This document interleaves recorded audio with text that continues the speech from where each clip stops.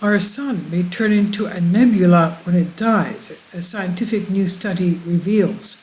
This is on Evolving Science by Hydra, taken by NOAA and other scientific articles. Some scientists are very interested in knowing what would happen if our sun goes dark for good. This is reasonable enough, as nothing on our planet can live without this important star. And we know that from what scientists are telling us, the sun is halfway through its lifetime already. For some time, astronomers were doubtful about what would happen to the sun at the end of its life. The death throes observed in other stars were seen as unlikely to apply to it based on its size. But a new study provides evidence that may turn models of the sun's demise back in this direction. It indicates that the star may be more eligible for conversion into a planetary nebula shortly after it goes out forever. Now, how is a nebula formed? A planetary nebula occurs when a dying star flings out a large proportion of its matter into a cloud which surrounds the new white dwarf that is the core of the said star. These nebulae may last for about 10,000 years, or not very long at all in cosmic terms, before dissipating as the star finally dies. Therefore, our sun may become such a planetary nebula at the end of its life. On the other hand, established star death models state that stars need to be at least twice the size of our sun to become an observable nebula. In these models, a dying star initially enters a stage called an asymptotic giant branch, or AGB phase, of stellar evolution. Smaller stars are more likely to burn up all their remaining helium and expire, since they lack the mass necessary to form a nebula. However, new research conducted by scientists from Argentina, the UK, Hong Kong, and Poland are challenging this accepted theory.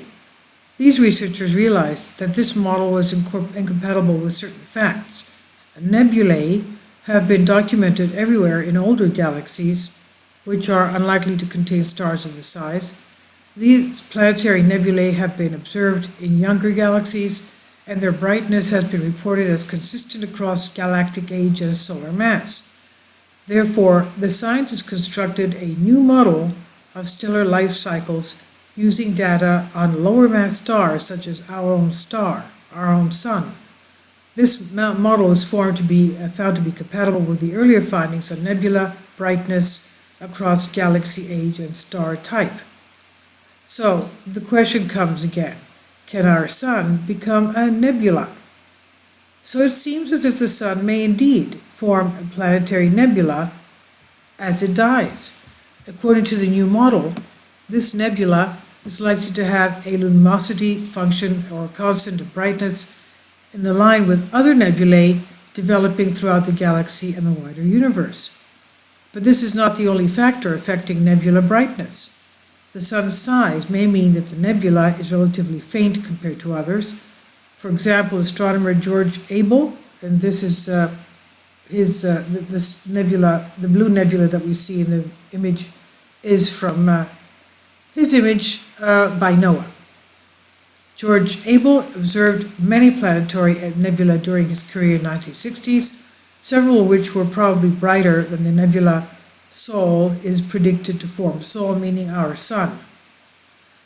The new theory indicates that nebula brightness roughly increases with size of stars that are 3 times bigger than our own sun. Any bigger, however, and the brightness becomes more or less constant. The brightness of the sun's theoretical nebula will be largely determined by its core, which represents about half the mass left in a dying star at the nebula stage. It highlights the nebula's cloud for the 10 millennia that such a body is projected to persist for. 10 millennia. Some nebula can be much more visible than their stars were in their life. These bodies have been detected from tens of millions of light years away, and thanks to this new model, it also seems that nebula cores exhibit 3 times the heat compared to temperatures presumed under older theories. Therefore, a nebula resulting from a star the size of our Sun is much more likely to be bright and can be detected using conventional means. The new model also includes scope for the improved ability to track stellar life cycles as compared to older models. This capacity includes the possibility to project how our Sun will age with greater accuracy in the future. The research paper, based on the studies available in the May issue of Nature Astronomy, it includes details on the latest, reportedly more accurate model of stellar aging.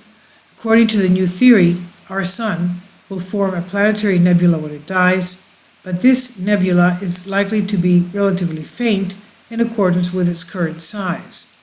The new model, developed by scientists across the globe, may also help us predicting our Sun's evolution with increasing precision. This is good news because our Sun's activity affects us all, of course.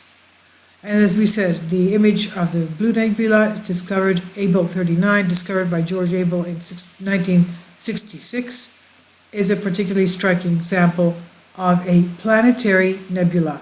The source is TA Rector, NRAO, and NOAA, NOAO, and BA Wolpa, NOAO.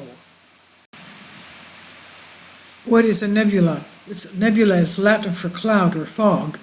Nebulae is an interstellar cloud of dust, hydrogen, helium, and other ionized gases.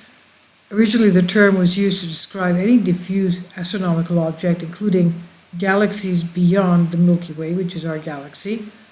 The Andromeda Galaxy, for instance, was once referred to as the Andromeda Nebula, and spiral galaxies in general as spiral nebulae, before the true nature of galaxies was confirmed in the early 20th century by Vesto Slipher, Edwin Hubble, and others.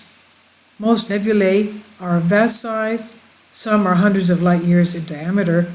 A nebula that is barely visible to the human eye from Earth would appear larger but no brighter from close by.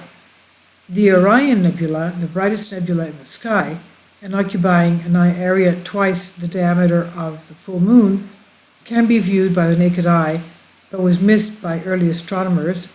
Although denser than the space surrounding them, most nebula are far less dense than any vacuum created on Earth. A nebular cloud the size of Earth would have a total mass of only a few kilograms, for example.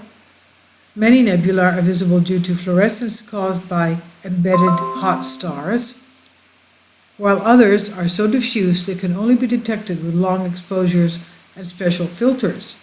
Some nebulae are variably illuminated by T Tauri variable stars. Nebulae are often star-forming regions, such as the pillars of creation in the Eagle Nebula, and in these regions, the formations of gas, dust, and other materials clump together to form denser groups, which attract further matter, and eventually will become dense enough to form stars.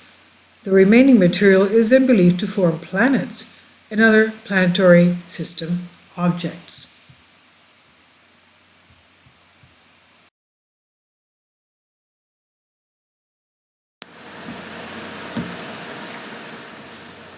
If you'd like to join me on my Patreon account, you will hear content not covered by mainstream media.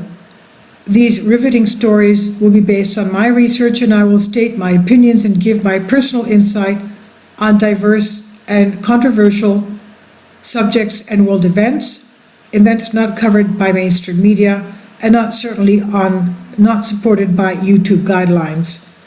So whatever I have on my Patreon, most of those will not be on my YouTube channel. Please consider becoming a member today. More of the most significant and important videos will be on my Patreon channel. Your support helps me to continue my research and keeps this YouTube channel alive. And we depend on your support, your generous charity, because we help economically challenged families here in Athens, Greece, in Kapota, and we also help the young generation with university tuition and the community around our church. Thank you.